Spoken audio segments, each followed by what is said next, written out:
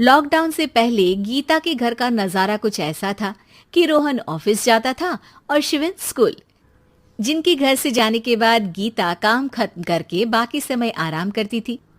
लेकिन लॉकडाउन के बाद ऑफिस और स्कूल घर में ही खुल गए और इससे गीता का हाल वो तो आपको देखने में ही मजा आएगा। शिविन, ओ शिविन, महाराज उठने के लिए क्या 21 तोपों की सलामी लेंगे? अरे बिस्तर से बाहर निकल, ऑनलाइन क्लास स्टार्ट होने वाली है। अरे तुम भी हद करती हो। स्पीकर की तरह चिल्लाने की क्या जरूरत है? दिख नहीं रहा मेरी कॉन्फ्रेंस चल रही है। अब कैमरा और स्पीकर ऑन कर रहा हूं, मुझे कोई शोर नहीं चाहिए। इस पर जैसे ही रोहन लैपटॉप का कैमरा और स्पीकर ऑन करता है तभी कुकर की सीटी बजती है। करा लो अब इसे चुप। लॉकडाउन नहीं हुआ, मेरी मौत का फरमान जारी हो गया। दोनों बाप बेटे ने नाक में दम किया हुआ है। ऐसा बोलकर गीता वहां से शिविन के कमरे में पहुंच जाती है, जहां शिविन अभी भी सो रहा होता है। ओ आलसी, अब अगर 5 मिनट में नहीं उठाना तो आज तेरा गेम और यूट्यूब कैंसिल।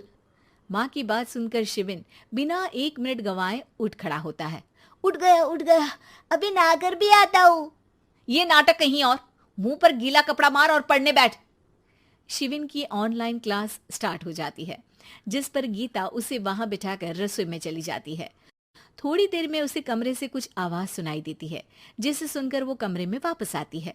हाय राम, तुझे क्लास अटेंड करने के लिए बोला था, कैमरा ऑफ करके बिस्तर पर नाचने के लिए नहीं बोला था। मम्मी मुझे कुछ समझ नहीं आ रहा, आप बाद में पढ़ा देना ना, वैसे भी अटेंडेंस तो लगी गई है। हाँ हाँ बेटा, जरूर बन जा, तू अभी से हम सबका बाप बन जा। अरे नहीं मतलब कहाँ से लाते हो इतना दिमाग, और पढ़ाई करते हुए ये चला कहाँ जाता है? नाइस क्वेश्चन, दिमाग से पूछकर बता दूंगा। शिविन की बातों से परेशान होकर गीता उसे मारने के लिए जैसे ही आगे बढ़ती है तभी वो कमरे से बाहर भाग जाता है। अब शिविन आगे आगे और गीता हाथ में चप्पल पकड़े उसके पीछे पीछे पूरे घर में दोनों घूम रहे होते हैं। इसी बीच वो रोहन के पास पहुंच जाता है और शिविन को मारने वाली चप्पल रोहन के लैपटॉप पर जाकर गिरती है। ओए माँ! मम्मी, अब पापा को चप्पल मार रही हो? वो आज तक के रिपोर्टर, चुपचाप जाकर क्लास अटेंड कर ले, नहीं तो अगली तेरे पीछे लगेगी। इस पर शिविन वहां से चला जाता है, जिसके बाद रोहन गीता से कहता है, इस सर्कस के लिए कुछ बोलना चाहोगी? अरे क्या करूं, जब से तुम दोनों घर में रहने लगे हो घर अपने आप ही सर्कस बन गया है और मैं तुम्हारी नौकर। कभी बेटी को संभालो तो कभी बाप के नखरे उठाओ। इन्हीं सब उथल पुथल में दिन बीतते रहते हैं, जिसमें हर रोज घर के अंदर कुछ नया सियप्पा खड़ा मिलता है, जो ज्यादातर शिविन और रोहन के ऑनलाइन स्कूल और ऑफिस से रिलेटेड ही होता है। एक सुबह, शिविन चल उठ, आज की क्लास जल्दी है।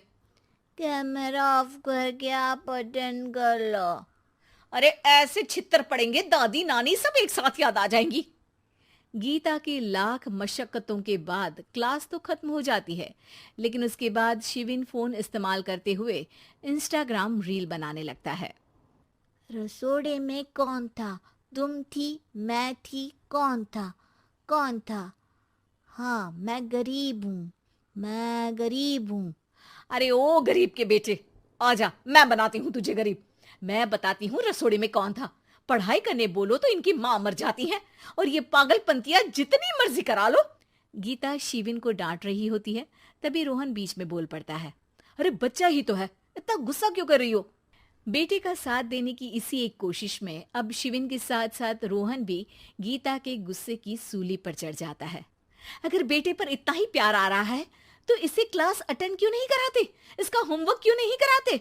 उस समय तो बहुत जल्दी मीटिंग आ जाती है, वो काम मैं करूं और यहाँ इस बेफिजुली की चीज में तरफदारी करके बन जाओ महान। हे भगवान, कोई तो इनके ऑफिस और स्कूल खुलवाओ, मैं इन्हें और घर में नहीं सह सकती। अरे कुछ और मांग लेती, क्योंकि तुम्हारी ये विश इस साल तो पूरी होने से रही, कोरोना। हाय नास पिटे ने जिंदगी ही बर्बाद कर दी। खाए कोई पचाए कोई, कल मुझे चुन चुन कर सबको मेरी बद्दुआ लगेगी। उन्होंने दुनिया का और इन बाप बेटे दोनों ने मेरा जीना मुश्किल कर दिया। गीता वहां से चली जाती है, जिसके बाद रोहन शिविन से कहता है, अरे तुम्हारी मम्मी इतनी भड़की हुई क्यों है? आपकी वजह से पूरा समय घर में रहते हो और उस पर कोई काम कराने की जगह बस ऑर्डर देते रहते हो। अच्छा बेटे, सारा इल्जाम मुझ पर? पूरा दिन तो वो तुम पर ही चिल्लाती है। हाँ, मतलब दोनों का 50-50 है, कुछ करना पड़ेगा। वो कहते ना, make the best out of worst. I have an idea.